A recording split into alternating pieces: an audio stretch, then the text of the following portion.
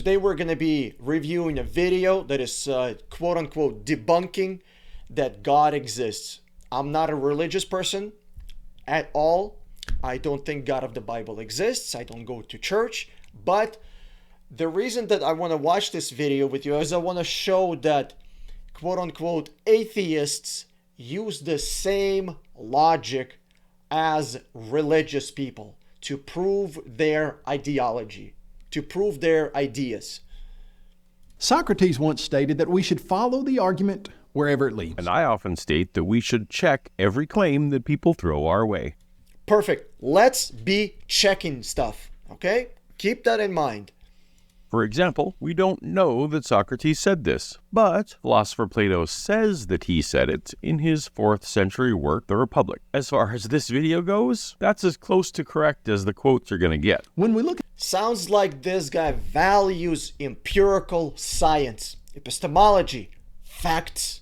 Let's see if he's going to be able to apply the same standards. the most profound question of life, does God exist? We should certainly follow his advice. Agree. When we do, we'll find evidences that show us God is real. Oh, you're one of those plural of evidences guys. Let's look at 6 proofs that show God exists. Yep, let's do it. Today, we're looking at 6 proofs for God's existence from World Video Bible School, hosted by one, Kyle Butt. Number 1 to law of science is the law of cause and effect. Well, that's simply not true. While causality underlies scientific investigations and guides our understanding of how phenomena are connected, it is not a scientific law like Newton's laws or the laws of thermodynamics. Rather, causality is a foundational principle that helps shape scientific inquiry and forms the basis for exploring and explaining the relationships between events and phenomena in various scientific disciplines. And it's So what you're saying is, Mr. Paulogia, is if there's an effect, there must have been a cause, correct? Or would you like to say that there are effects that don't have causes and you can prove that? Empirically, hopefully.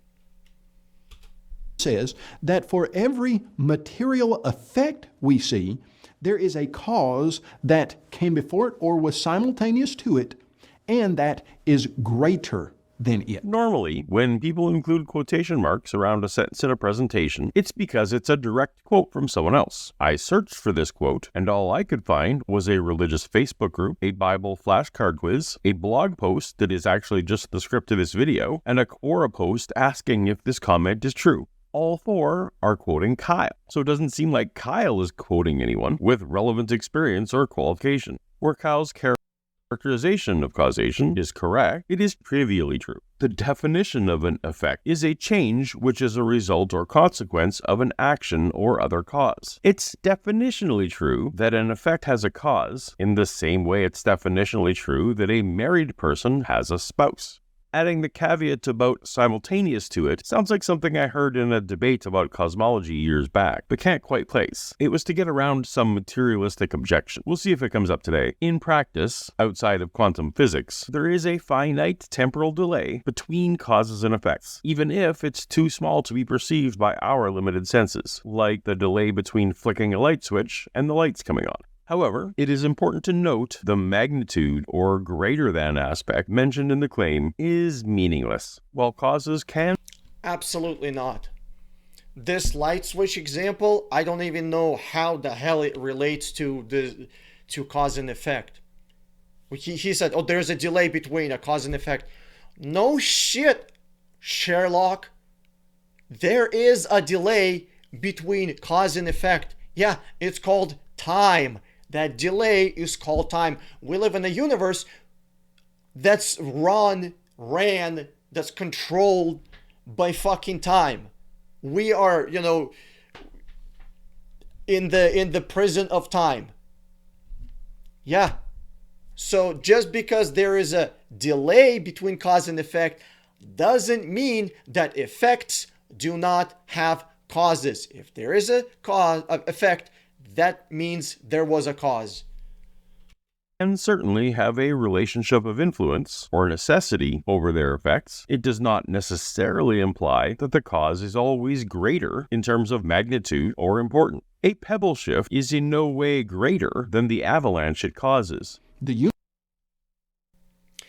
only reason that avalanche is able to be caused by that pebble is because the effect, the only reason there's a effect of an avalanche from rock, right? Rock, small rock causes huge avalanche. That's not the rock working by itself. There's gravity. The reason there's an effect of an avalanche is because of concerto, a concert, a combination. See, I'm using fancy words, concerto.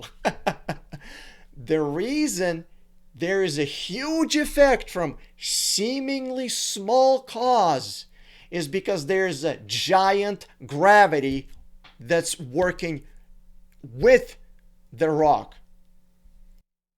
universe is a material effect. Well, that's quite a claim. I suppose it depends on what you mean by universe. If you mean our particular instantiation of space-time or the current configuration of matter around us. By the way, there's a little trick here. Not trick, but he's personally I see it as a trick. But I'll tell you exactly what it is and why I see it. He's using words space-time. Space-time is not the same as time and space. Two different things. Well, they're not completely different, but they are different. Time and space is like two different things. Well, does that make sense? Okay.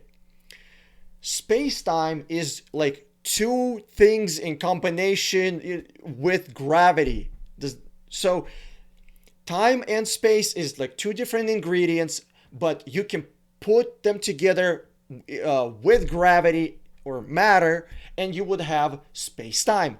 So when he says space-time, keep in mind it is not the same as time and space. And the reason I see this as a scam or a trick, I should say, is because 99% of people cannot distinguish. They don't know the difference between space-time and time and space. Then sure, but if Cal means the cosmos, everything that is or ever was, well, then he'll have to show some work, because that's not scientific consensus. So what? Fantastic. If you would like to go with scientific consensus, I would let's travel back in time to Germany, 1933 to 1945. They had some fantastic scientists. I'm sure we can find scientific consensus back then, right? Or would you like to go to China right now? Or would you like to go to maybe Russia? Would you like to go to Arabia? Tell me which country would you like to find scientific consensus? Because this, logical falsehood that he's applying, logical fallacy of appealing to authority. Oh, what about scientists? Bro, 700 years ago, scientists thought Earth was fucking flat, okay?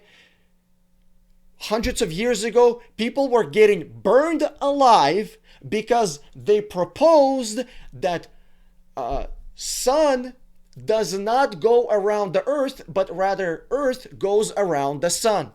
If you want to appeal to authority, I am more than happy to oblige you, but please tell me which timeline, which century and location would we be appealing? Because I can appeal to different one. What caused the universe? You see, if you don't believe in a creator, then you have to suggest something like a singularity. To be fair, there are a lot of people who believe in God and adopt a cosmology that includes a singularity. You mean this absolute fucking hustler? You mean this fucking what's the name that created Scientology? I forgot his name. You mean this guy? The guy that literally believes things that are opposite of each other. I understand evolutionists. At least their worldview is compatible because it's not the same as with the Bible. It's opposite of the Bible. But when Hugh Ross, this fucking garbage peddler, like the people that listen to him have combined IQ of 42. This guy believes in Bible and evolution at the same time when they are mutually exclusive. Let me give you a simple example. Evolution says that the animals have died for billions of years. Bible says death did not enter our world until Adam and Eve sinned. That's opposite. Does that make sense? So, guys, this Hugh Ross, what he is doing, he's taking low IQ Christians, he's taking low IQ evolutionists, and he is selling books to both of them. Singularity. These are not mutually exclusive. That's what is popular today, that there was some type of singularity that exploded in something called the Big Bang. The fact that Kyle uses the word exploded here shows that he is not a serious person who is well versed in the topic on which he speaks. The Big Bang was an expansion. It's not an explosion. Okay, well, here's some scientists who would disagree with you, but what the fuck do they know? They're only scientists.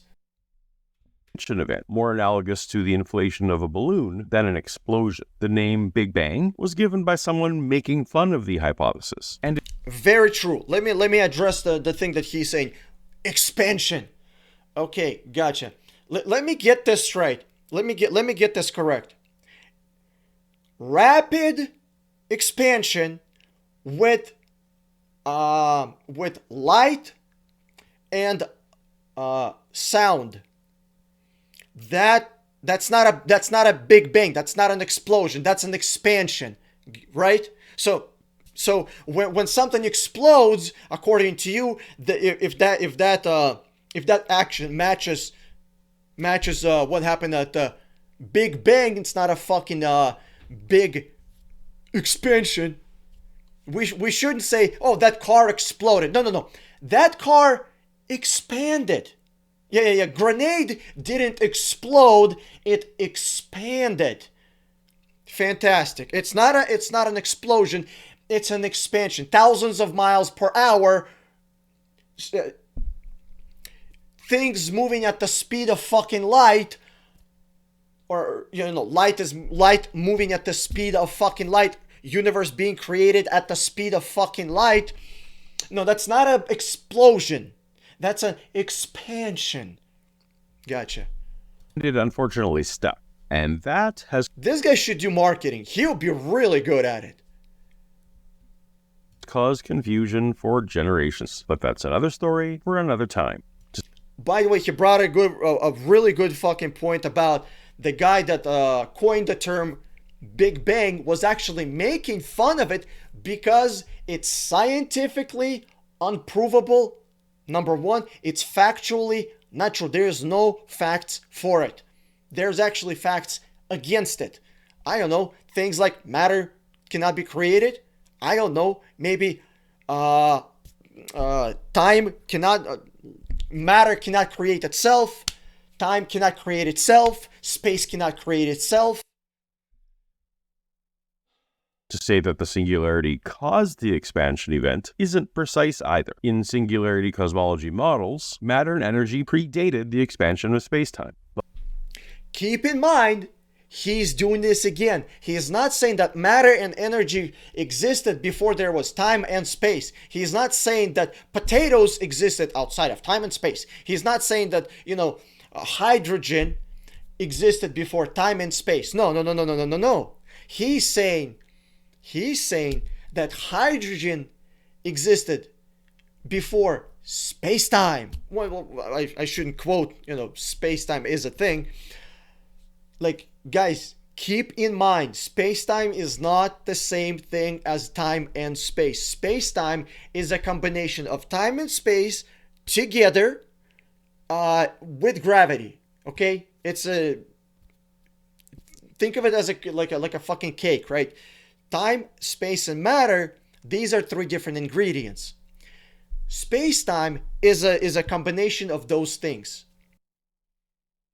But it's unclear what it would even mean to exist for time and how cause and effect would work outside of time. Oh, by the way, he says space-time existed. Hold on a second. Let's go back. Technology models, matter and energy predated the expansion of spacetime. But Oh, he's not even saying that they predated the existence. I'm sorry, it's not the existence of space-time. It's expansion. Oh my god, this guy talk about a fucking religion. Just listen, just start a church already. Just start it. I recently did a fucking debunking video. I mean, if you can call this debunking, examination video of some guy that was trying to debunk fine tuning. I am not shitting you. In the bottom, I thought he was some kind of atheist. I am not kidding you. In the bottom of his fucking description, the video description, there was a link to some kind of church. I didn't go there because I don't care about churches. They can buy their own airplanes and their own Ferraris and their own yachts. I'm not fucking giving them my money. So if they need a jet, try praying for it. Don't ask for my fucking money. But it's unclear what it would even mean to exist for time and how cause and effect would work outside of time. Kyle is using sloppy language. Kyle is using sloppy language? Dude, you are serving a fucking word salad over here. What the hell are you talking about? For complex topics for which we don't have concrete language. But then when you try to get down to the bottom of what's a singularity, well, what we hear from the scientific community that suggests to us, the cosmologists, they say, well, a singularity was something that popped into existence from nothing. No cosmologist says such a thing. Really? Okay, I guess maybe these people disagree with you, but what do I know? They're only fucking scientists. In science, the term singularity refers to a point or region in spacetime where the laws of physics break down or become What? What the fuck are you? I'm not asking as an actual fucking question like, oh, please tell me more. That's not a fact. There's no empirical data. That's false. That's straight up lie. You're preaching. Stop it with the word salad. Stop it with lies. Undefined. It is a concept often encountered in the study of extreme physical conditions, such as at the center of a black hole or during the early moments of the universe. Oh, fantastic. You take black holes and then you take things that are, physical laws and constants of black holes that exist in this universe, and then you try to apply that to fucking singularity? Are you shitting me right now? Are you kidding me right now? Ex nihilo, or out of nothing, is purely a philosophical or theological notion. It's not a fucking philosophical idea if scientists are fucking blabbering about it all the fucking time. This shit is in the fucking textbooks. Oh, it's in the philosophical idea. Really? Well, please explain it to me factually, not scientifically. Please explain to me what the fuck is singularity? What is it's not a big bang, it's a big expansion. Could you please explain that to me without any philosophical terms? I would love to know that. I would love to know what evidence you have for it. Science rejects. Oh, hold on a second. When you bring your evidence, quote unquote, you're gonna bring quote unquote evidence, that type of evidence. Can we test it? Can we test that? And what happens if there is counter fucking evidence? Quick question. How many counter evidences does it take to disprove a theory or a concept? One. It takes fucking one. It would take literally one counter evidence to disprove the list of evidence that you're going to be bringing, bro. I mean, bring it. I would love to make a response to it. I would love to forward that video to some actual fucking scientists. Unfortunately, I am not. And have them fucking debunk the shit out of it. Rejects the idea that there ever was nothing in this philosophical sense. Do you know that if there ever were a time when there was nothing, that's exactly what we would have now? If there were ever a time where there was nothing, that would be true. But Kyle cannot demonstrate that there ever was such a time. Okay. I think there's enough evidence on the screen that there are still scientists who preach, not teach, because you teach facts, you preach religion, who preach that everything came out of absolutely nothing. The idea that something popped into existence from nothing is simply not a scientific idea. That is correct. It is not a scientific idea. It is a religious Thank you for proving my fucking point. idea. You see, they're suggesting that singularity is somehow natural, but it behaves supernaturally. Fucking true. I couldn't have said. I gotta write that shit down. This is absolutely beautiful. These evolutionists, they want facts and science and logic and empirical evidence until it actually comes to testing their religion of evolution, their ideology of evolution.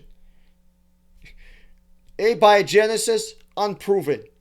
Creation of gold from hydrogen, unproven. Creation of stars, unproven. Singularity, unproven.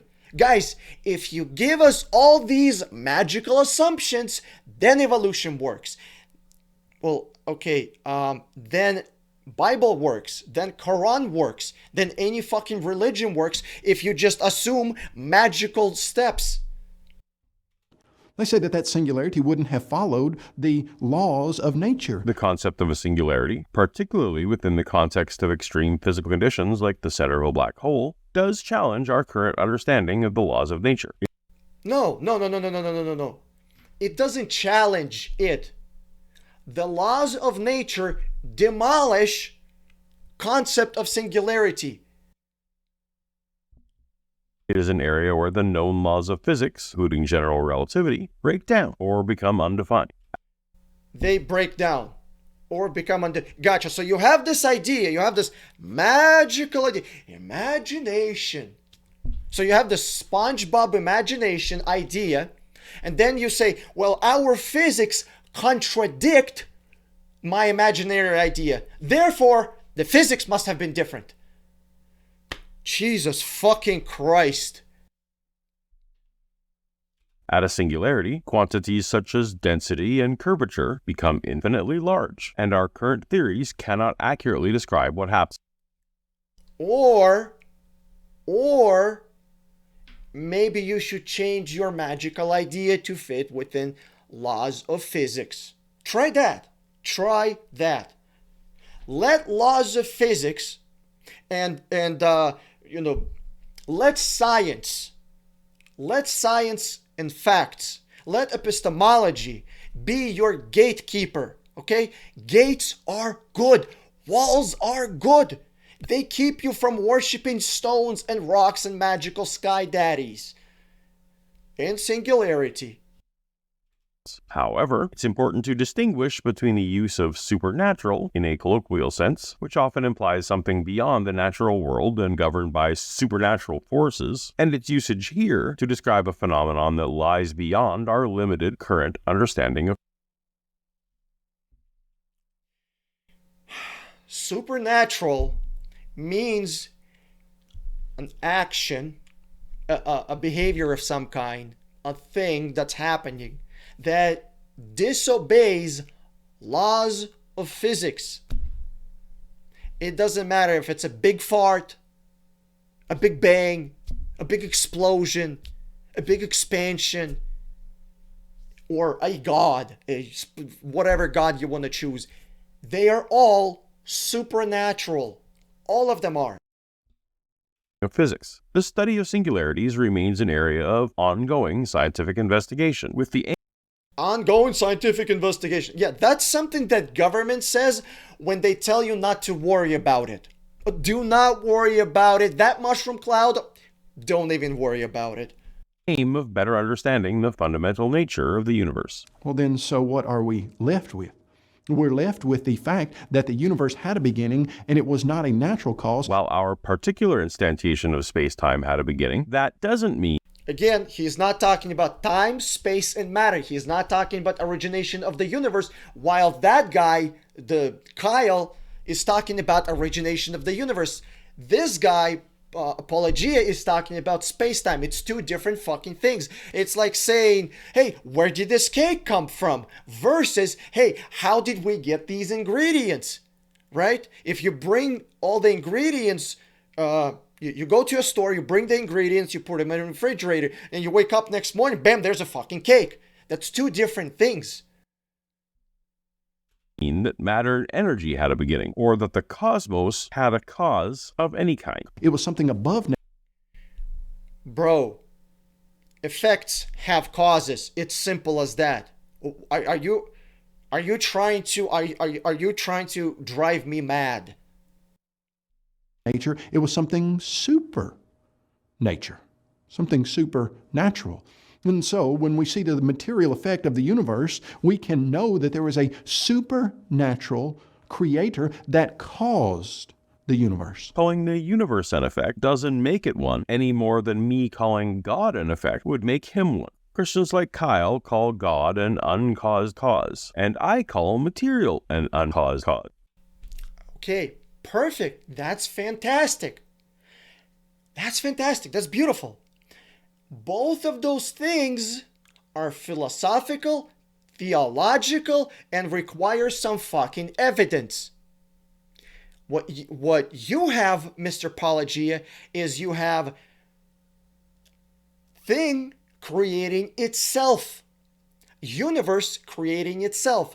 Space, time, and matter creating itself. Logic creating itself. Laws of physics creating itself. Physical constants creating itself. Right? Fine-tuning creating itself.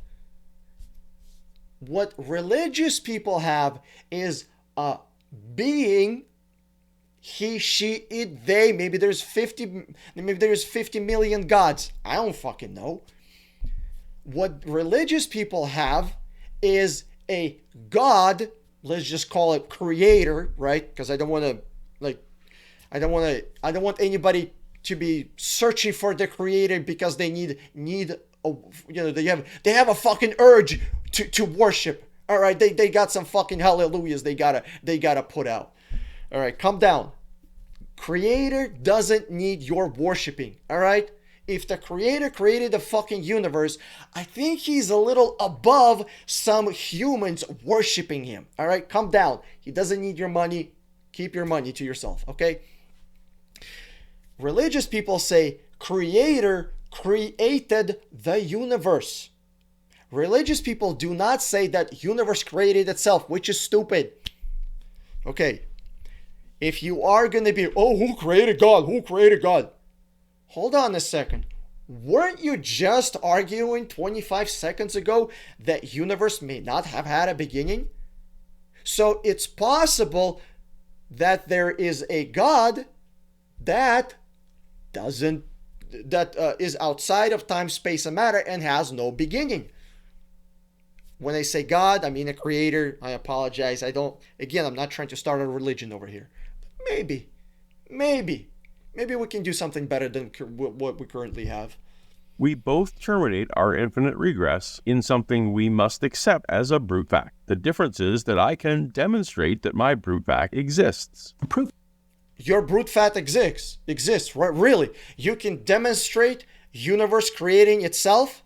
Fantastic. Please send me, please put it down in the comment section. Show me a video. I would love to see it. Number 2, design demands a designer.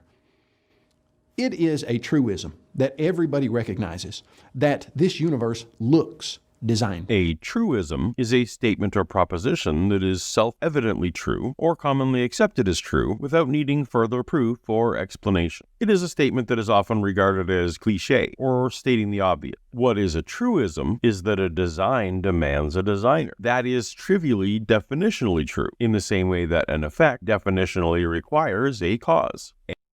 Yes, great observation. A design requires a designer. Design things don't fucking appear out of nowhere.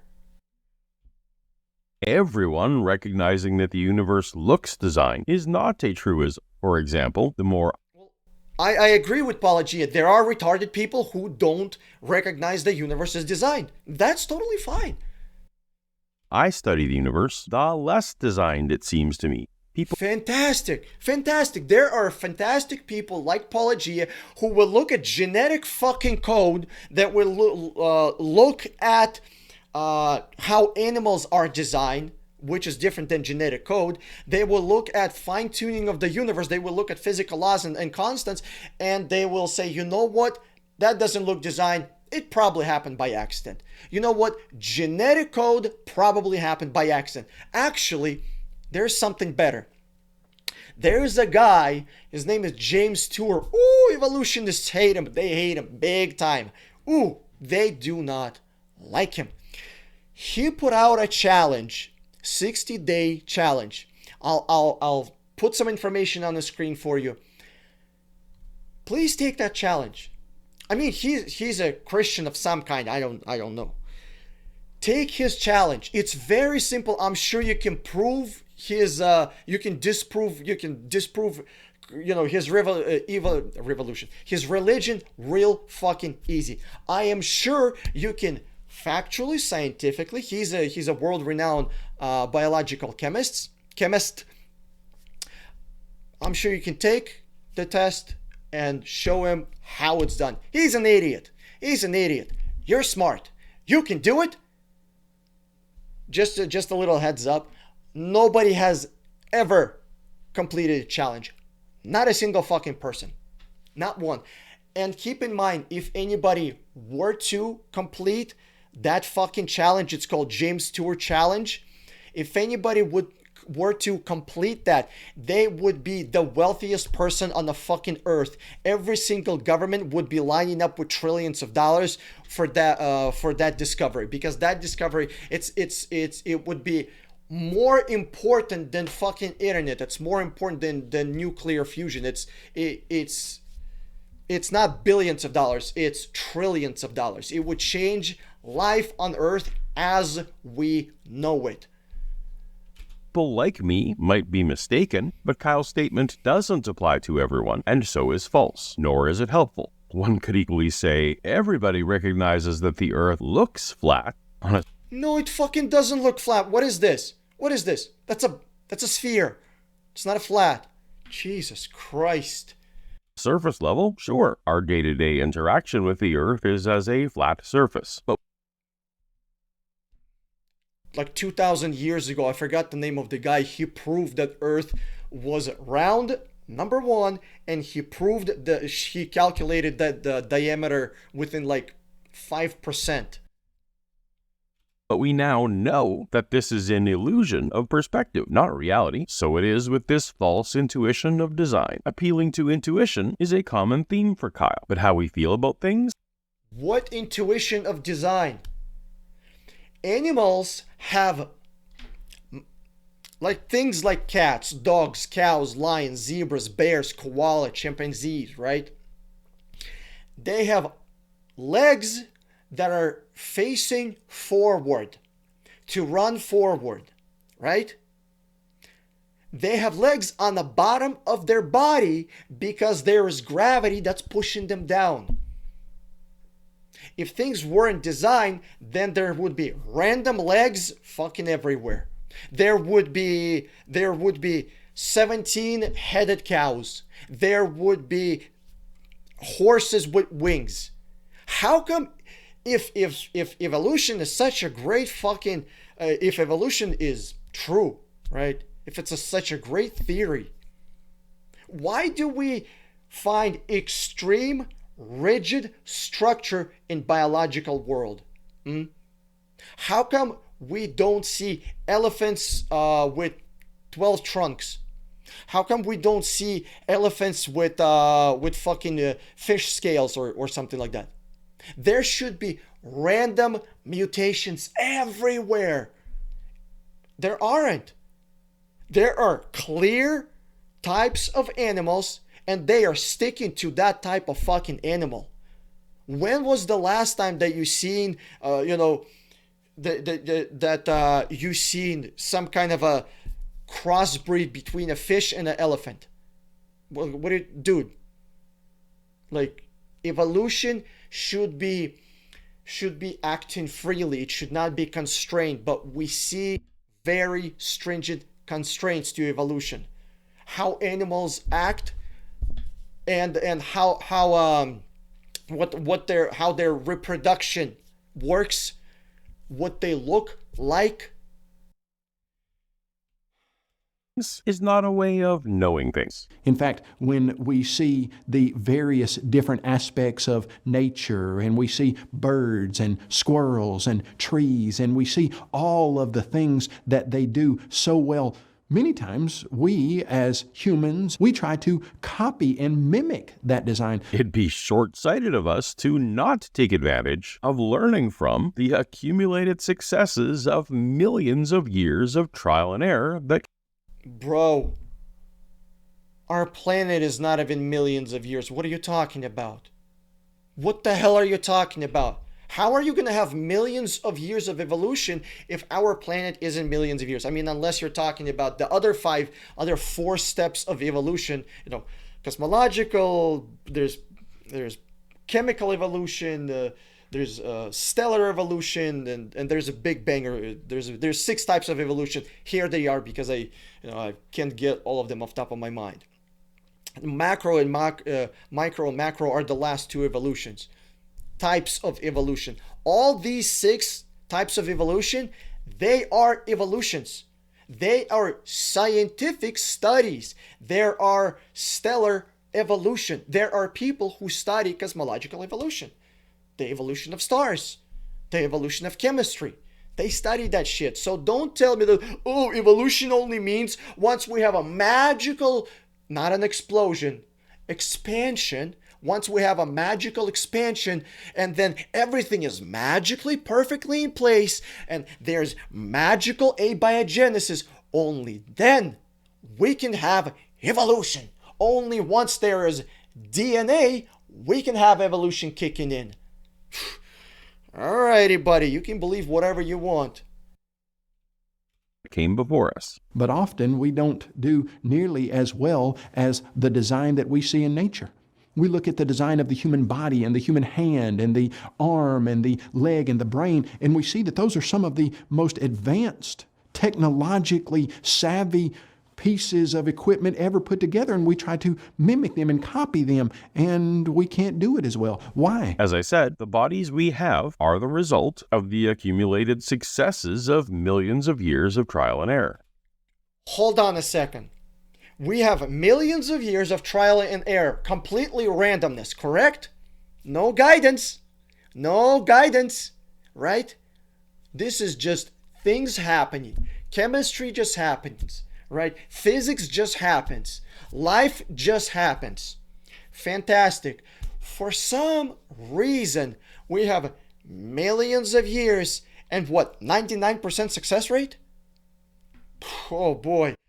I mean, that is fantastic. The reason I say 99% success rate is because it would have to be 99% success rate. Imagine life starting in the Campbell biological soup, 4.5 billion years, or whatever, 3.8 billion years ago, as they would say. Right, 4 or whatever they say, it's between 4 and 3.8 billion years ago. They have prebiotic. I mean, they have a chemical soup where life starts. Do you understand the chances of life starting is are the same chances as a monkey jumping over a moon from Earth. That's not very high. It's not fucking. Oh my god! When evolutionists say, "Oh, it's just random," bro, random. Evolution has 99.9% success rate. If we look at it, what are you talking about? It would literally imagine if there. Okay, imagine life started. Okay, right there are living cells. Life started. One fucking lightning into that soup where DNA has formed. DNA is gone. Goodbye. One rainstorm and it gets washed out into salt water. Goodbye. Life never happens.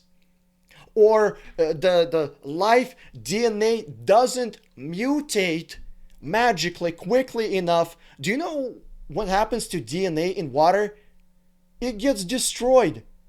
It gets destroyed by water. The number one thing that destroys DNA is water. When CSI crime scene investigators, they find a dead body somewhere, number one thing that destroys living things is water.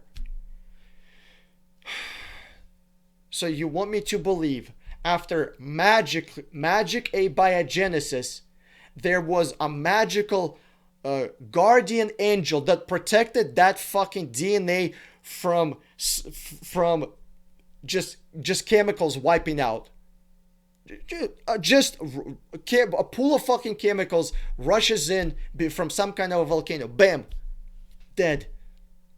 Because keep in mind that you can't have. I don't know why I say keep in mind. This is just pissing me off. This guy wants magical abiogenesis and then a magical guardian angel that's gonna babysit this freaking DNA and protect it from the storms, from the drought. I mean, okay, imagine if there's a lake.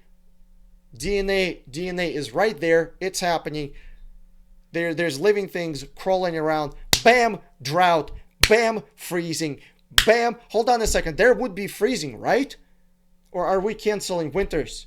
You have to keep this fucking lake or ocean warm so it doesn't fucking freeze and kill everything in it. Because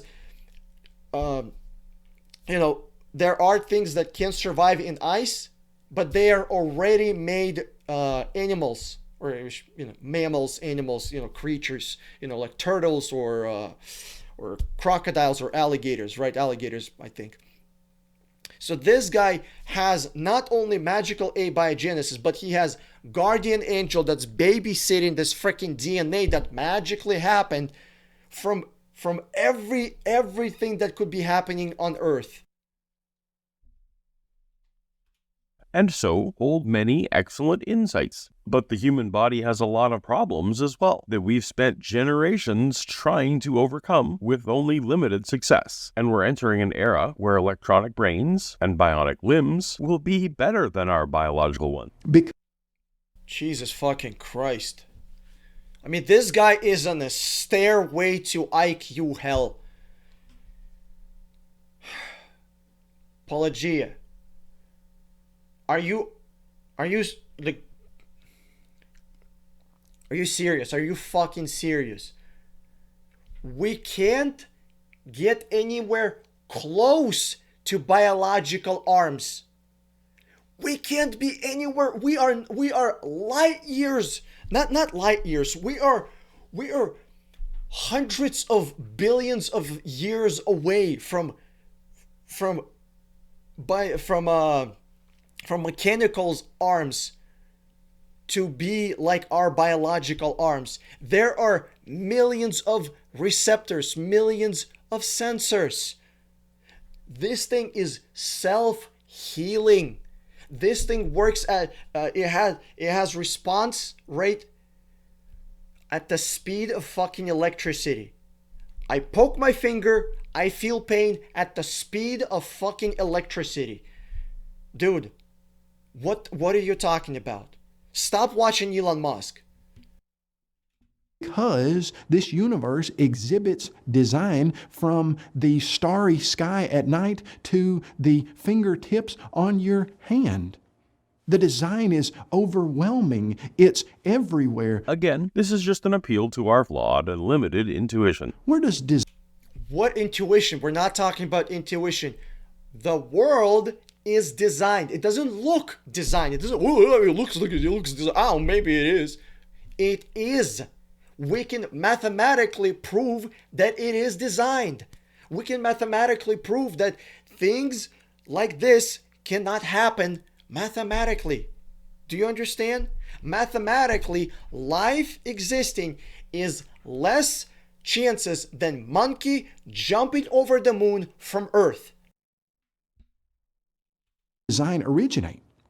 Well, what you and I both know is that when you see things that function and they're complex, that design comes from an intelligent designer. Simplicity is the hallmark of great design, not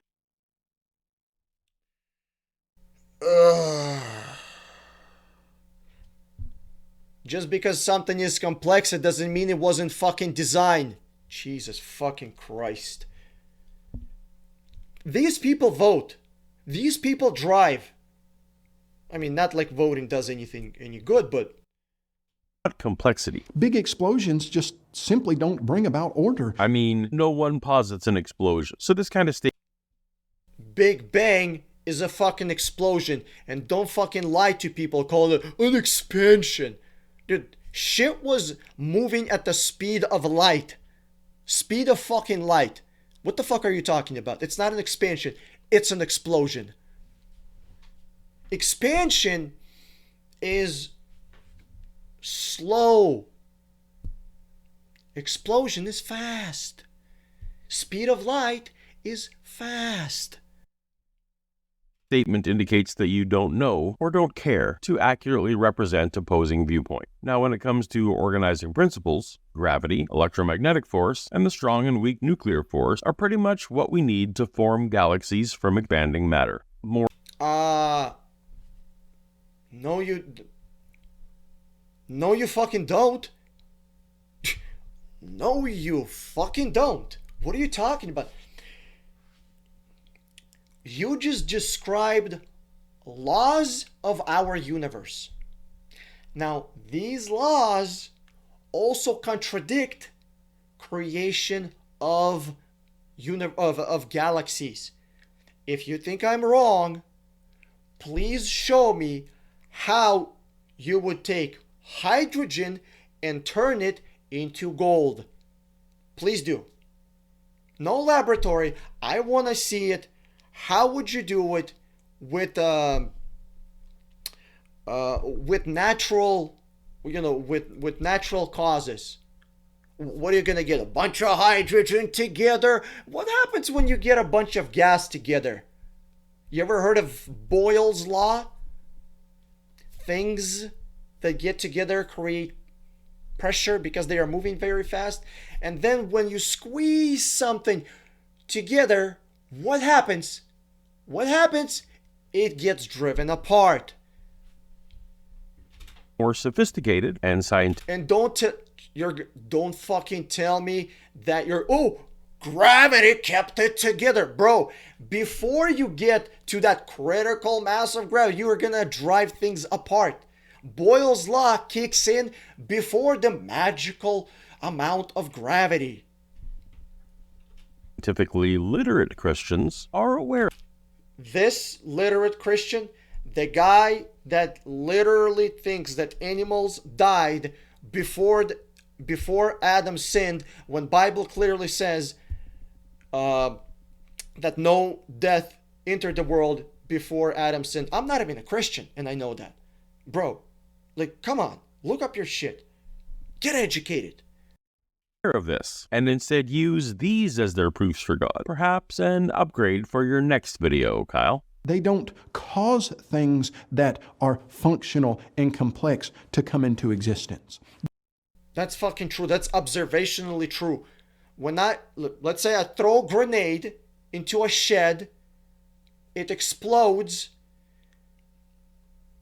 Function and complexity does not get created. Just because you add energy to stuff, it doesn't mean it creates function and complexity. Sun adds lots of energy to our planet. It is destructive. It destroys everything except one thing. Things were specifically designed to use that sunlight. Animals. I'm sorry, plants. My bad. Design we see in the universe demands a supernatural, intelligent designer. Again, Kyle didn't demonstrate design. He talked about, human hand. Human hand. He talked about human hand. I'm just going to pick one. He talked about human hand. That's designed. That's designed. Why don't we have fingers growing here? Why don't we have fingers growing here? Why don't we have fingers growing here? What are you going to tell me? Oh, over millions of years, proper phenotypes evolved because we were using our limbs. Even Dawkins fucking disproves that.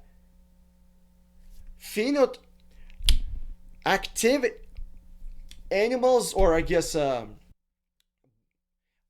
organisms' activity does not create new genetic code nor phenotypes. I am almost fucking quoting. He appealed to intuition. For those of you that didn't understand that, if you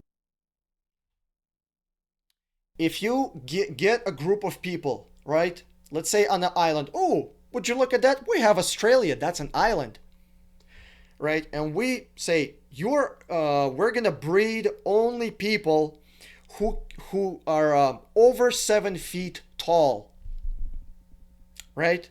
Okay, you're gonna find, maybe 10, 20, 30 people. Okay. And over billions of years, you only breed people who are over 7 feet tall.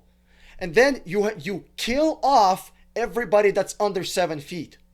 Because you cannot allow genetics to get mixed in with genetic pool. You do not want your desirable genetics to get mixed in with the current genetic species, quote unquote species. So you're constantly killing everybody who is under 7 feet, and you let 7 feet and higher breed. So you do that for 300 million years, for 1 billion years. After 1 billion years, how many humans will you have that are 50 miles tall? 0. Do you know why 0? Because selection selects from existing DNA and does not create new and useful genetic code. Natural selection, that's the word I'm looking for, only reproduces existing genetic code and does not create new and useful and complex information. It's called natural selection. It's not natural creation. Organisms have limits. Even if we go back 4 billion years ago and I'll give you DNA, I'll give you abiogenesis, I'll give you DNA, I'll give you magical guardian angel that's going to protect and babysit that DNA from nature. We're gonna put it in a special type of water, magical water, that's not gonna destroy DNA, because we can actually extract DNA from humans. We can extract it, or we can just, put some DNA in a bathtub of water. Okay, let it sit outside. What's gonna happen to that DNA? It's gonna get destroyed. We have a magical water or a magical DNA that's water resistant, that doesn't get destroyed by water. And then over billions of years, you have an animal that was created.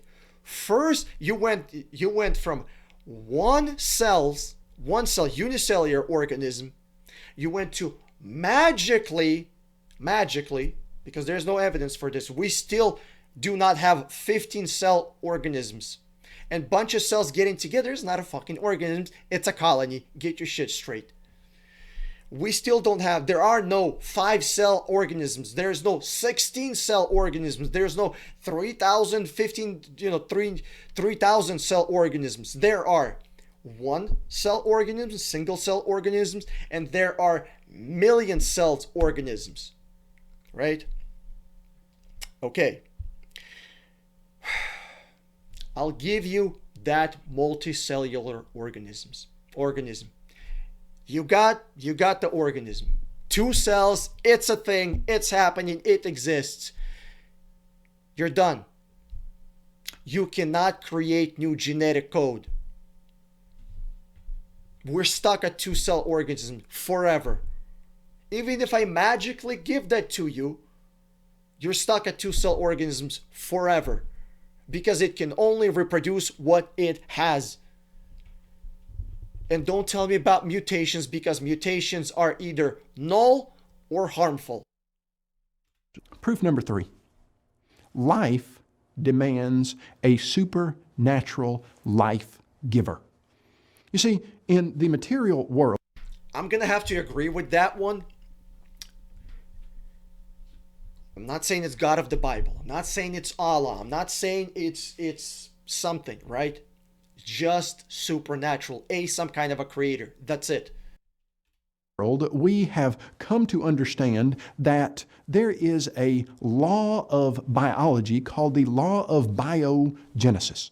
Law of biogenesis simply says this, that in this material, natural world, life comes from previously existing life of its own kind. Again, Kyle has used quotation marks, and the only places where I can find this sentence are those same websites that... Yeah, I don't know why Kyle is quoting this.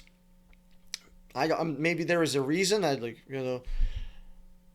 But just because Paulogia, just because you can't find the someone else that he's quoting, it doesn't mean that the statement is false. We're quoting Kyle earlier. This is a bad sign. The principle of biogenesis emerged as a scientific understanding in the 19th century through experiments and observations conducted by scientists such as Louis Pasteur and others. Did those experiments and scientists prove by any chance that life requires life giver? Oh yeah, they did. Okay then. Yes, they did. I'm not being sarcastic. Yes, they did. Their work helped refute the earlier notion of spontaneous generation, which proposed that living organisms could arrive spontaneously from inanimate matter under certain conditions. For example, when you open a bag of rice and find mice inside, it doesn't mean that some rice spontaneously became mice. Now, when we look at how people... Exactly. Biogenesis is impossible. There we go. People used to think about life, they said, no, life can arise spontaneously from non-living chemicals. And yet every single biological experiment has shown us that that simply is biologically impossible. Life doesn't arise from non-living chemicals. We now understand that the molecular building blocks and processes underlying life are ultimately merely chemical reactions. There is... No, that is not true.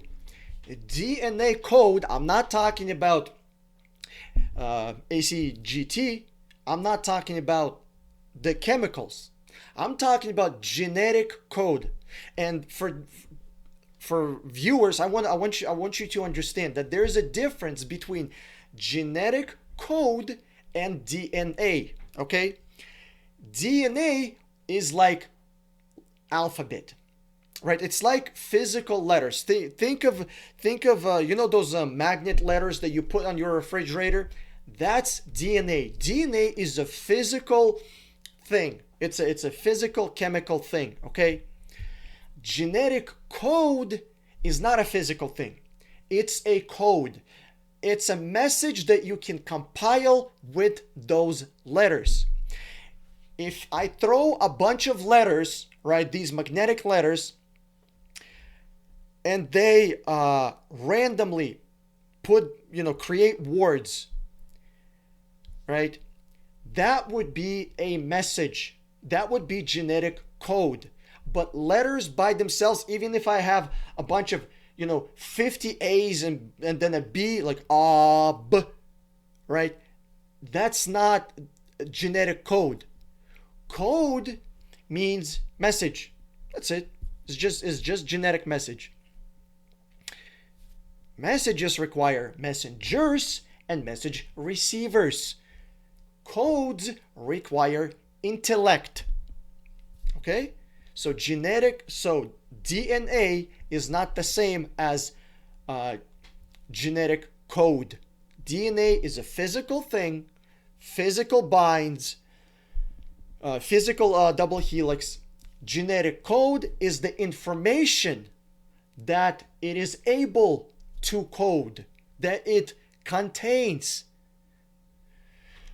Okay, so when you are saying that you can show or you can prove of abiogenesis, please visit James Tour Challenge. You will be so wealthy if you can complete the challenge. You're not going to be a billionaire. You will be a multi-trillionaire. There's no hard and fixed line between chemistry and organic chemistry. Yeah, because both of those things do not deal with DNA, with genetic code. That's like saying there is no hard line between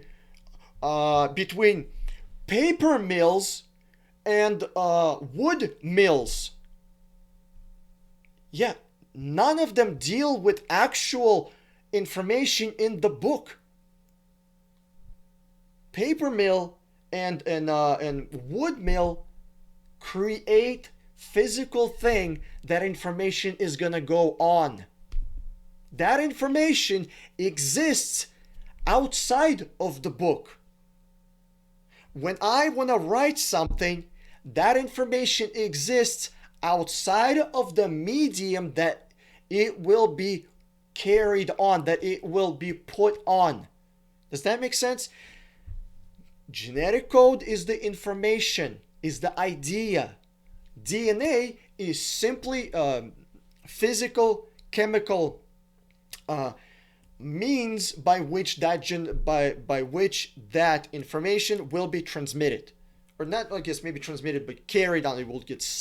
What's the word I'm looking for? I can't fucking English today, or ever.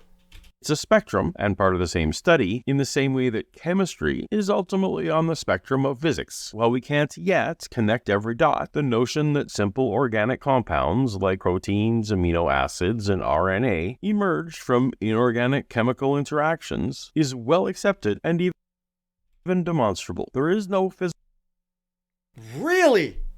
I would love to see. I would love to see how that's demonstrable in early Earth, conditions. Let's remove pure concentrated chemicals that these scientists are buying. They buy perfect concentrated chemicals. They put them together and they're like, "Oh, we created something." That's how it happened. 4 billion years ago, there was a magical chemist that was doing that. What are you talking about? No. What he's saying is he's showing, what is this, a fucking double helix? Right, I guess, or a representation of a fucking double helix. He's showing DNA, right? We haven't created that. What are you talking about? We have no idea how life emerged. That's it. We have no idea. There is no evidence. And James Tour, that's his challenge. Show us how it's done. He's asking 5 simple questions. Please answer them and you will be a trillionaire. What he's talking about is straight up lie. Physical limitation that would prohibit the further organization of these proteins, eventually replicating over. The physical limitation is going from a rock to a living thing. That's the physical limitation. It rained on the rocks for millions of years, and life appeared out of fucking nowhere. As one guy says, on the backs of crystals. Prominent Darwinist Michael Roos attempted to explain one of them to me. He wasn't kidding. How did we get from an inorganic world to the world of the cell? Well, one popular theory is that it might have started off on the backs of crystals. My crystal ball. Molecules piggybacked on the back of crystals forming, and that this led to more and more complex. But of course, the nice thing about crystals is every now and then you get mistakes, mutations, and that this opens the way for natural selection. But at one point there was not a living thing, Yeah. and then there was a living thing. How did that happen? Well, this is I've just told you.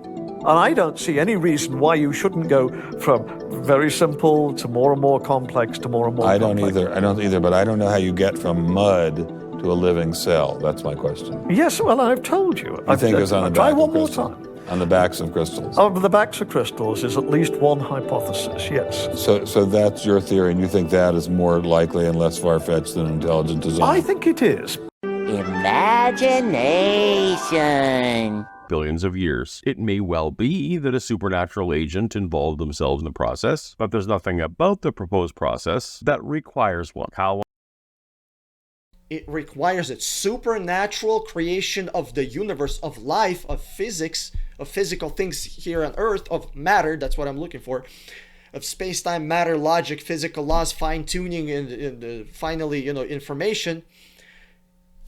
That requires supernatural from like outside of the universe.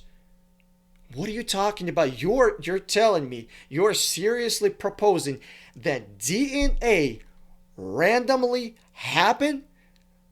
You are trying to propose to me that not only DNA randomly happened, right? That DNA was able to be created, but you're telling me that after DNA, that ACGT were created, you're telling me that magically they structured in the perfect way to create organisms. Bro, I mean you got Jesus faith. You got Christian level faith. You got Islam type of faith. Like, this is, I can't help you. wants to fill in the gaps in our knowledge with a God. But it's not gaps in our knowledge. God doesn't go in a gap of our knowledge. Creator goes into a specific place that nobody else or nothing else can fill. Nothing else can fill creation of DNA. Nothing else can fill creation of space-time matter. Fine-tuning. hasn't gone well for gods in the past. From where did life arise? Where did life originate if it doesn't arise from non-living chemicals? You see, the idea that there's no God suggests to us that there had to be some singularity without a cause that exploded, and that explosion brought about design, which we've never, ever seen happen. I don't need to continue to correct his misrepresentations, but here I will note. What misrepresentation? You should have said it. That none of the proposed processes we've talked about would happen in a single lifetime. The fact that some things take longer than our short human lives doesn't mean that they don't happen. Fantastic. Fantastic. So what you're trying to tell me is that it's possible that God exists just because I haven't seen him? That it's possible that it exists. That it exists. Okay, fantastic. Hey, that's your logic. That's your logic. If we haven't observed it in our lifetime, well, let's say 100 years, we haven't observed God in the last 100 years, well, it doesn't mean he's not there, right? That's your logic. Fantastic. I love it. I mean, this is fantastic. I gotta, like, dude, some of your genius, I gotta write it down because this is just too genius.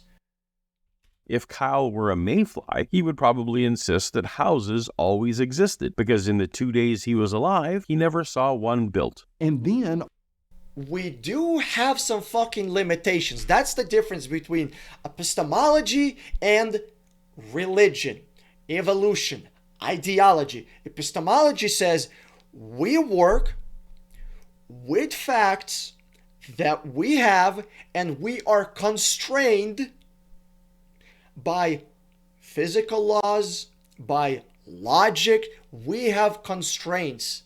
That's what epistemology does. If, as an epistemologist, you get thrown into a fucking ring against an idea, and you have to battle that idea. You have to crush that idea, win that idea, right? You have to win over that idea. I like word crushing that idea. I like that. You have to battle that idea within the ring. You cannot call on magical angels to help you, because then as soon as you do that, you left the ring and you went to faith. You went to religion. You went to ideology. Epistemology is opposite of ideology. Epistemology deals with facts in the constraints of physical laws and logic. Ideology creates Pokemon. Ideology creates Zeus. Ideology creates Allah and God of the Bible, Jehovah. Ultimately, somewhere the non-living chemicals gave rise to life, but that's biologically impossible. It is absolutely not chemically impossible. Organic chemistry Yes, it fucking is. You're lying. is real and demonstrable. Life is merely a point on the spectrum between chemistry and biology. Life is the difference between chemicals and arranged chemicals in precise order with information on top of that. That's life. That's life. Chemistry is so far away from life, it's not even funny. Again, maybe human life was aided by a designer, maybe not, but It's not a maybe. It's the only way. God, we are not fitting God into the gaps of knowledge. We are putting God where he belongs. Does that make sense? Because there is no other way. The reason that we as epistemologists are putting God where he belongs is not because we don't know what should be in this box. No, it's because we have tried a million different things that we already know, and they do not fit. You know what's not fitting into abiogenesis? Evolution, magic, chemistry, random luck. It doesn't fit in there. Random luck and chemistry do not fit into abiogenesis box. Let's take another box. Creation of the universe. The only way that it could have been created is by a being, a creator outside of our universe. We have tried everything in this box. The reason we stick God into it is because we tried everything else. Does that make sense? It's not because we are hoping it's God. It's because we have tried everything else. Kyle did nothing to demonstrate impossibility of the natural emergence of the building blocks of life. I can show you that it's impossible. Would you like to go mathematically? How do you pick one? Pick one. Physics, chemistry, logic. What do you want to go with? Math? Proof number 4.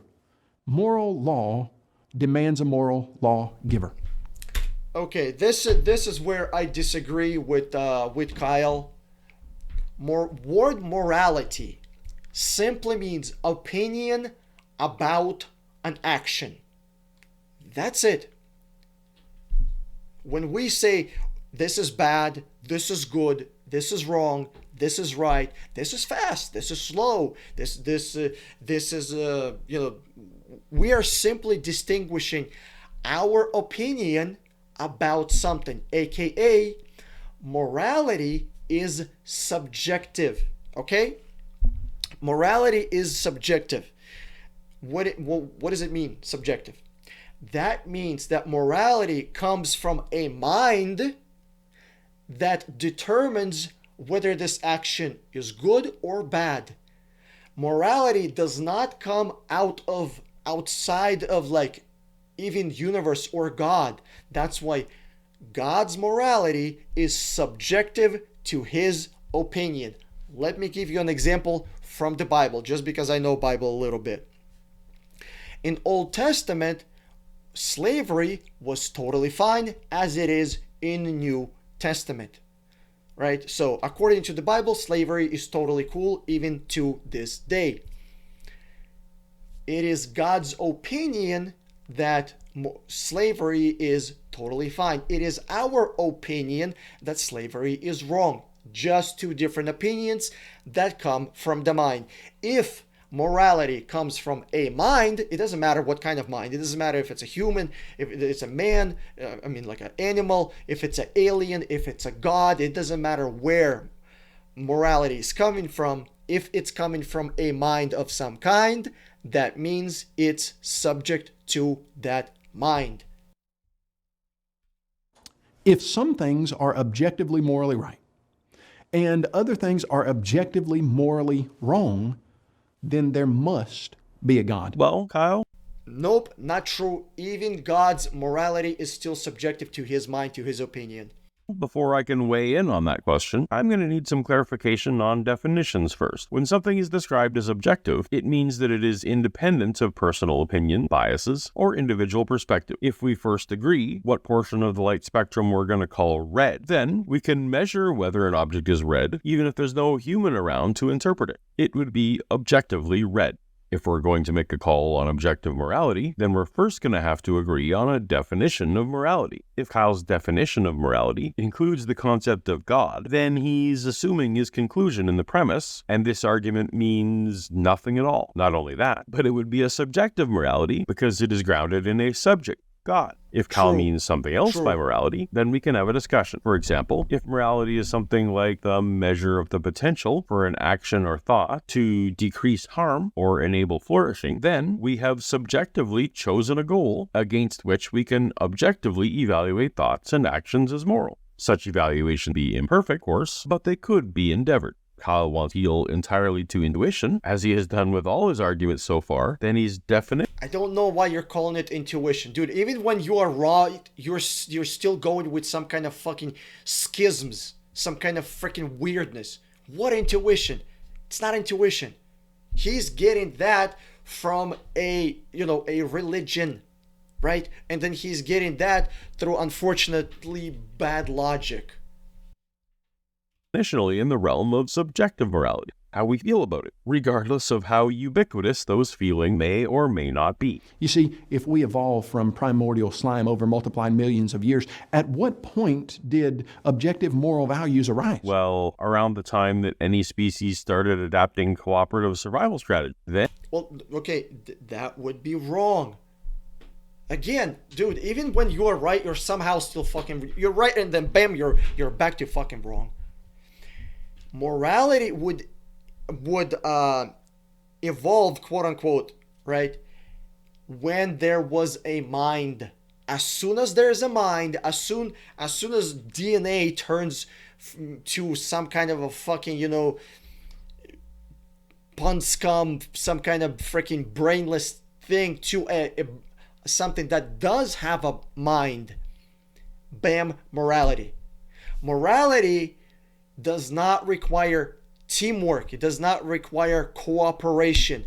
Morality exists independently and individually. It's individualistic. Even if there's, let's say we remove all organisms in the universe, right? And we just keep one person on Earth.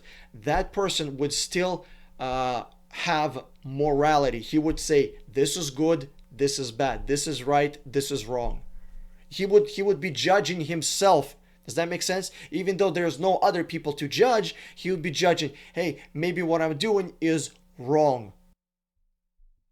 Then, basic empathy becomes a survival advantage and a trait selected for. Most of what Christians call morality can be boiled down to Jesus' second commandment, love your neighbor as yourself, which is just a restatement of biological empathy. We don't look at a dog. Biological empathy? Bro, what are you talking about? Oh, God. Biological empathy. Biological empathy exists as your imagination, okay? Just because you can show one monkey feeling bad for another, it doesn't mean that it's universal. That's anecdotal. Biological empathy does not exist because there are millions of people that have no empathy at all.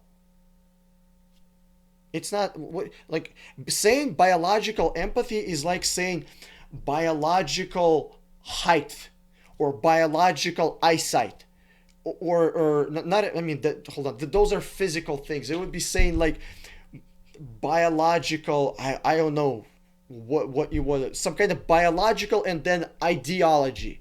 It doesn't exist. The reason it cannot. First, it doesn't exist as a fact. Number one, because it's not throughout all biosphere. It's not throughout all animals, fish, and birds. That's number one. Number two, even if evolution is true, biological empathy would be impossible, even as a concept, because we are in a constant state of evolution. Therefore, this biological empathy would be empathy for this guy, but not empathy for one empathy for this creature, but not empathy for another creature. Does that make sense? Dog and say that that dog objectively, morally violated some rule when he steals a bone from another dog. The fact that you bring up this example demonstrates that there is no such thing as universal, objective morality. Exactly. That's what I was trying to say with empathy. Okay? There is no biological empathy. It's not universal. If it did, it would need to apply to all creatures. If it's species specific, it is subjective, and this point is already meaningless. 100%. That he actually brings a really good point that I never heard of before. Species specific morality. Other species kill each other all the time. No problem. God says no problem. A God of the Bible, I should say. Right? But humans killing each other, ooh, that is a big problem unless God sends them to commit genocide and rape a whole bunch of children. Then that's totally cool. We don't say, hey, he violated a objective moral value. We just don't say that. But we do say that humans can perpetrate things that are objectively morally wrong, that humans can be involved in things that are morally right. Right. So Kyle's definition of morality is subjective to humanity. Exactly true. Before humans existed, and after humans die, Kyle's version of morality didn't and won't exist. If that's true, there must be a God. That doesn't follow, or at least I gotta agree with the freaking Paulogia on this one. Kyle did nothing but say so, but since he also failed to demonstrate that it's true, we can move on. Proof number 5, free will exists. Okay, well, I don't know what Paulogia is gonna say here, but free will does not exist, and there are 6 reasons. I'll put him right here, but I made an entire whole video for it. I think it's gonna be one of my best works. 6 reasons why free will does not exist. There's 4 reasons that are theistic and 2 reasons that are evolutionary. But let's keep going. hate to be pedantic, but now I'm going to need Kyle to define free will. In philosophy, free will generally refers to the capacity of rational agents to make choices and decisions that are not determined by external factors or pre-existing conditions. Free will doesn't ask if we are agents make choices. It's asking if we could have chosen otherwise under identical conditions. Personally, I hold to a philosophical position called determinism. That is, every event in the universe, including mental processes and human behavior, is the necessary result of antecedent causes and the laws of nature. Kyle presumably espouses libertarian free will, that individuals have the ability to make genuine choices that are not causally determined by prior events, external factors, or natural law. Earlier, Kyle was very excited about cause and effect. For his version of free will to be correct, we now need to throw that concept out the window. The Amen. atheistic idea that there is no God is founded on the idea of materialism. The idea that this material world is all that there is, all that there was, and all that there ever will be. Because of that, atheism has to suggest that you as a person don't really have free will, that there is no being inside of your body or brain that is super matter. It's not because of atheism that I suggest that we lack libertarian free will, other beings inside our bodies, and supermatter in our brains. It's due to an abject lack of evidence for any of these things that I doubt them. I'm happy to be wrong in light of evidence.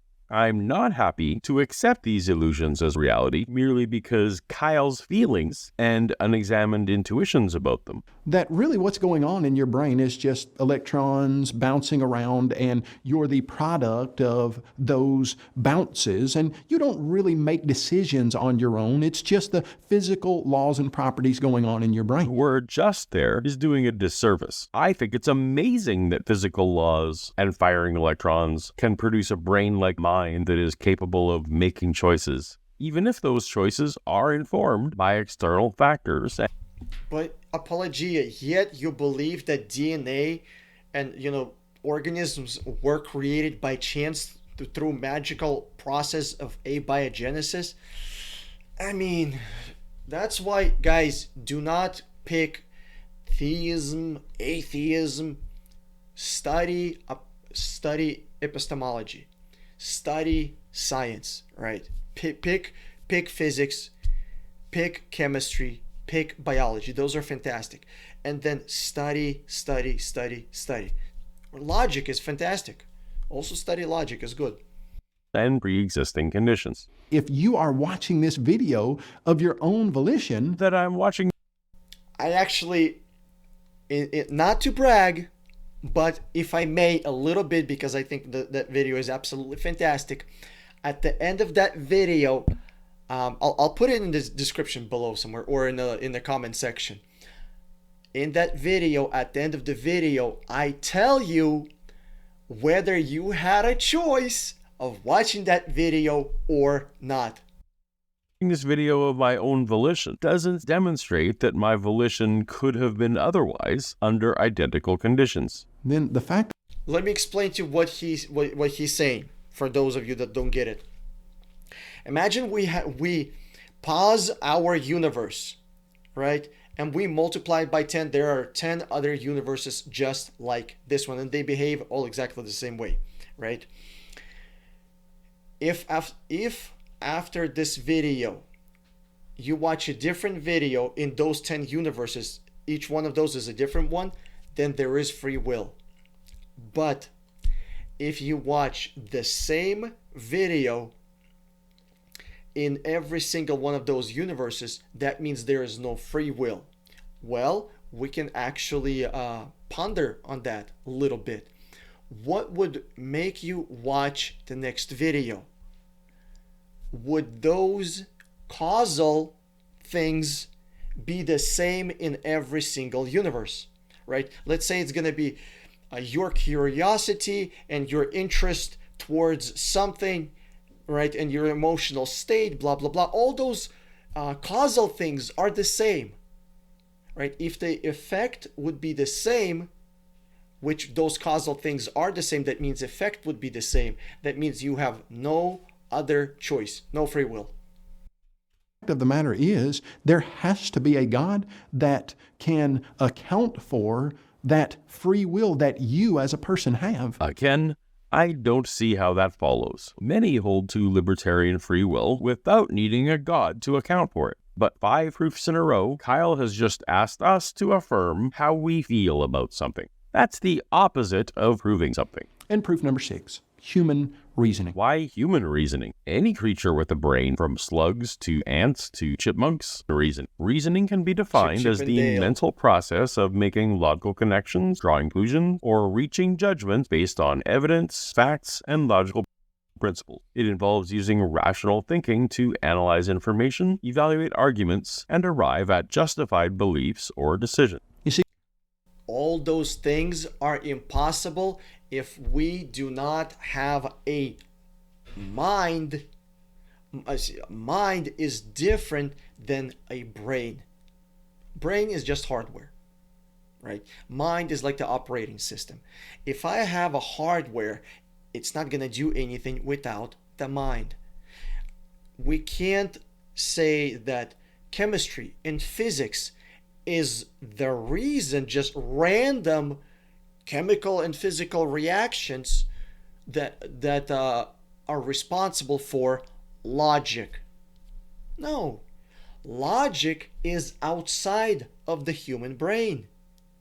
Does that make sense? If we remove all organisms, logic remains. That means logic is outside of the brains of any organism you want to pick. See, we reason on a regular basis. We understand abstract ideas. If we were products of blind, chance, random processes over multiplied millions of years, reasoning and the laws of reasoning simply would have no explanation. The laws of reasoning would have no explanation. If he means the commonly accepted principles of logic, we're talking about law of identity, law of non-contradiction, and law of excluded middle. Do we need God for A to be equal to A? Absolutely. Absolutely you do. Because logic does not come from our brain. It's not a product of physical and chemical reactions. Logic exists outside of a brain. These laws exist outside of organisms. Does that make sense? So that means they have to come from intelligent source. This is an intelligent product. This is product of intelligence, just like genetic code, just like mind, just like physical laws, just like physical constants. These are not physical products. These are informational slash logic slash intelligence creations, products. Do we need God for A to be not non-A? Do we need God for statements to be true or false? Yes, No. you do. These are merely properties of the universe. They are properties of the universe, but they can only exist from intelligent source. Human minds discovered them, but they are independent of minds. These were properties of our universe before life existed, no matter how you think life came to be. So his comments about the age of the universe and evolution are irrelevant. And yet we reason together on a regular basis. From where does reason arise? It's got no naturalistic, atheistic explanation. What explanation is needed for A being A? And You're saying that logic evolved? Is that what you're saying? Or was logic also created with the Big Bang? Because logic would have to exist before the Big Bang. See, logic couldn't have been created by Big Bang. It couldn't evolve. Why? Because you have time, space, and matter. Time first, space second, matter third. Logic would have to be ruling those things, otherwise universe would be matter first, without space, without time, and then time comes in without space. There are 27 different ways that universe could have been created, right? Time, space, matter. 3 times 3 times, if you cube that, you're gonna have 27. Only one of those is the correct one logically. Only one of them is the logical one. So either you would have to deny math and logic and say, oh, our universe just randomly happened, and logic is it appeared with the universe, or it's evolving. Or you would have to say logic exists outside of the universe. And B being B. This is not a mystery. I don't know what Kyle has in mind when he thinks about a naturalistic universe. I'm guessing that he doesn't know either. Frankly, I'd be more apt to believe in God if, in our universe, that some days A stopped being A for no apparent reason. A universe with unchanging property is what you'd expect from. So in the world of a random, in the universe of randomness, I'm sorry. You believe that? I'm sorry. Let me go back. This is absolutely magical. Being A for no apparent reason. A universe with unchanging property is what you'd expect from a universe with no B. So you think that randomness produces consistence? Bro, that you were on the last step of like intelligence. You didn't step off of it. You fucking dove off of it. You were walking down the steps of Scientology, and you reached the last step and you jumped right out of it. You believe that randomness produces consistency. Okay, fantastic. Being behind it. Inconsistency is what would demand a creative creator be in action. Antony Flew, the atheist who wrote Theology and Falsification, the most popular atheistic paper for the last 100 years. Okay, now he's appealing to authority. He's bringing some other guy. And I do not like when people appeal to authority, just like when Paulogia appealed to authority with a bunch of science. He's like, oh, what says scientific consensus? Now this guy is bringing his own scientific consensus. I don't like that. Last century. In 2006, he co-wrote a book titled There Is a God, How the World's Most Notorious Atheist Became a Believer. Really? Antony Flew? Allow me to quote myself. Around 2004, as Flew was already in his 80s, he became influenced by Gerald Schroeder, an intelligent design proponent whose controversial ideas are roundly criticized by secular and Christian communities alike. Based primarily on the confidence and charisma of Schroeder, Flew began to lean toward the possibility of an Aristotelian god, who had no interaction with the universe but may have kicked things off. Okay, that makes sense, but then that god would still have to babysit the universe every step of the way. He would have to babysit through chemical evolution, through planets, stellar evolution, cosmological evolution. Then he would have to babysit abiogenesis. He would have to babysit macroevolution and microevolution. So this god would have to be babysitting everything. If he's allowing randomness, right? Oh, just evolution. That means he's babysitting every freaking step. That's not too far away from just saying God created everything. Flew continued to reject the notion of a personal God who cares about humans. That I actually agree with 100%. Because if there's a God that wants a personal relationship with humans, we should be able to test that, and we have tested it, and 6 million pizzas would disagree. He never went that far. Quick to come alongside the wavering Flew were well-known resurrection apologist Gary Habermas and religious author Roy Abe Varghese. I mean, you look at these folks and you know Jesus is just working through them, right? He's working hard through them straight into people's bank accounts. Who seemed eager to use the philosopher as a poster child for conversion. But when pressed, Flew's commitment to the idea seemed to waver. He renounced the science of Schroeder as not up to date, instead deferring to Richard Dawkins, and he revised his introduction to God and philosophy to remove any details about his theistic position, and vowed to further stay out of religious discourse. And yet, the There Is a God book that Wallace referenced hit shelves in 2007, with the author listed as Antony Flew.